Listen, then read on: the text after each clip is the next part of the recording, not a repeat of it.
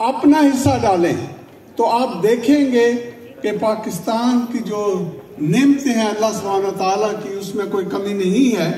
تو پاکستان وہ پروگریس کرے گا. وہ یونٹی جس کی بات ہو رہی ہے وہ ہمارا کام ہے عمل کرنا. تو یہ میرا سمپل ایک پیغام ہے. دوسری بات جو میں کہنا چاہوں گا وہ یہ ہے کہ ابھی پچھلے ہفتے یہاں پہ جو رائٹس وغیرہ ہوئی تھی، تو میں ایکچولی اپنی کمیونٹی جو ہمارے پاکستانی بہن بھائی ہیں ان کو مبارکباد دینا چاہتا ہوں کہ جو ڈسپلن انہوں نے شو کیا ہے. آپ نے ایگزامپل دیا ہے کہ پرووکیشن ہونے کے باوجود آپ ایک ڈسپلنڈ لوگ تھے.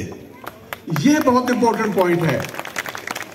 آئندہ بھی اگر کوئی ایسی چیز ہو تو ہمارا کام یہ بنتا ہے کہ ہم ایک ڈسپلن طور پہ رہیں اور جو حکومتی ادارے ہیں ان کو کام کرنے دیں. اور آپ نے دیکھا کہ حکومت کی طرف سے کیسے یہ ایکشن لیا گیا اور کیسے اس پہ قابو پایا گیا.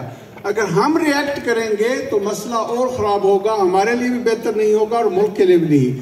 تو آئیں مل کے برطانیہ کو بھی مضبوط کریں اور پاکستان کو کریں. ایک بار پھر آپ سب کو جشن آزادی مبارک ہو.